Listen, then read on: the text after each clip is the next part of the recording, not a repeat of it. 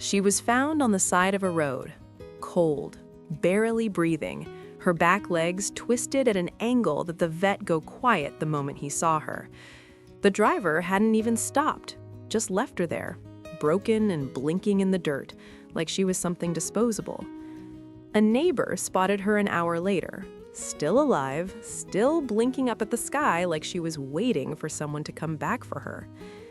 They rushed her to the nearest emergency clinic at 11 at night. The waiting room was empty, the fluorescent lights buzzed, and when the vet came back out after the initial exam, his face said everything before his mouth did. Spinal trauma. Complete loss of function in both hind legs. The impact had damaged her spine badly enough that the signals from her brain simply stopped reaching her back half.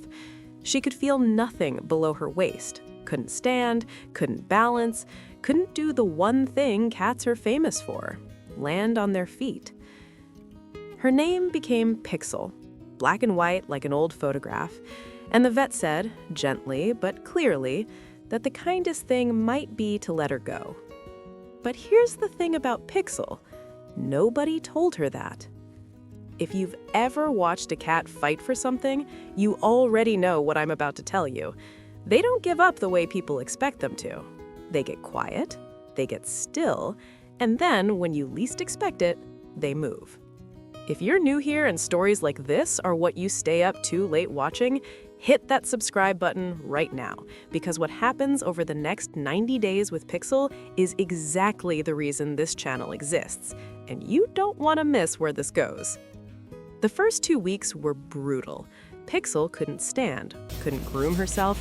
She'd drag her back half across the floor using only her front legs, determined, silent, a little heartbreaking to watch. Every time she tried to reach her food bowl and her back end slid sideways on the tile, something in your chest pulled tight.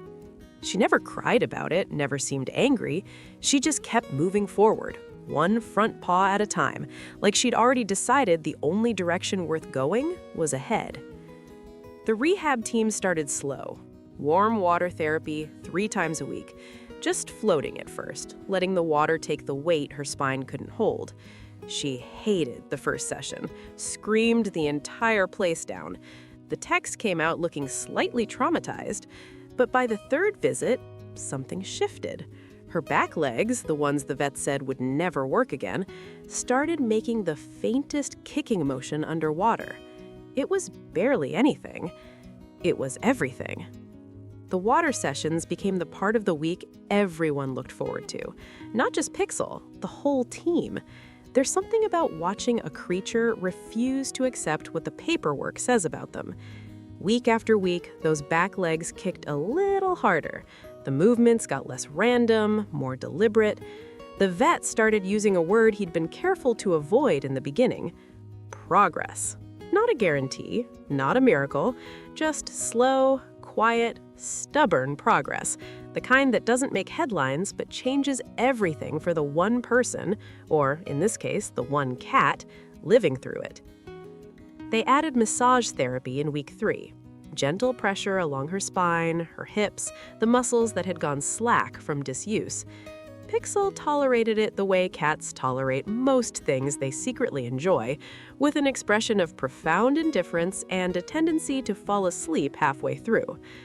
Her care team started tracking every small change, a twitch here, a flinch there, signs that the connection between her brain and her back half wasn't completely severed, just interrupted, like a phone call dropping in and out, trying to find signal.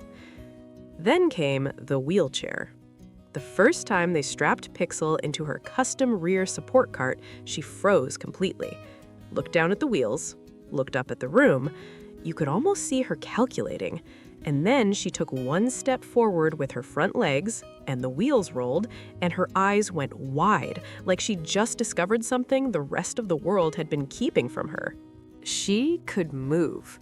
Within a week, she was lapping the whole way. Within 2, she'd figured out how to corner.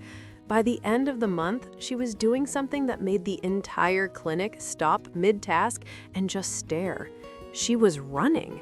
Not gracefully, not quietly, with this wild, joyful, slightly chaotic energy that no one had predicted and everyone immediately needed to see again. Now I have to ask you something, and I want you to be honest. Are you the kind of person who believed she'd make it from the very beginning, or did a part of you think the vet was probably right? Drop it in the comments. I'm genuinely curious where people land on this one. There's a video of Pixel at week 9. She's in her wheelchair, rolling through a long patch of afternoon sun on the floor. Her front paws move quickly and deliberately. Her back wheels hum against the tile. And she stops, right in the middle of the room, turns her head toward the camera, and just looks. Calm, completely unbothered, like she's been doing this her whole life, like she never once considered any other outcome. The vet who first suggested letting her go came back to visit at the 3-month mark. He stood in the doorway, watched her roll across the room, and didn't say anything for a long moment. Then he said quietly, "I've never been happier to be wrong." Pixel isn't fully healed. She'll likely need her wheelchair for the rest of her life. Her back legs have regained some sensation, enough to feel warmth, enough to twitch when she's deep in a dream, but full function hasn't returned. Maybe it never will. But watch her for 5 minutes and tell me she cares. She eats with attitude. She knocks things off shelves with clear intention. She finds the sunniest spot in every room and occupies it like she owns the deed. Every morning, when someone clips her into her cart, she waits exactly long enough to be dramatic about it, 3 seconds, maybe 4, and then she's gone, wheels spinning, chasing whatever comes next. And here's what gets people every time they see her for the first time. They expect to feel sad. They walk in prepared to be gentle, to lower their voices, to treat her like something fragile. And then, Pixel comes rolling around the corner at full speed, nearly takes out someone's ankles, and looks back over her shoulder like you were the one in the way. There is nothing pitiful about her, nothing resigned. She did not get the memo about what she was supposed to be, and at this point, everyone has stopped trying to send it. Some cats survive what happens to them. Pixel decided to live. So here's what I want to leave you with. And I want you to actually think about this one. If a vet told you your cat had only a small chance of ever walking again, would you fight for that chance, no matter how long it took? Or would you choose to say goodbye and spare them the struggle?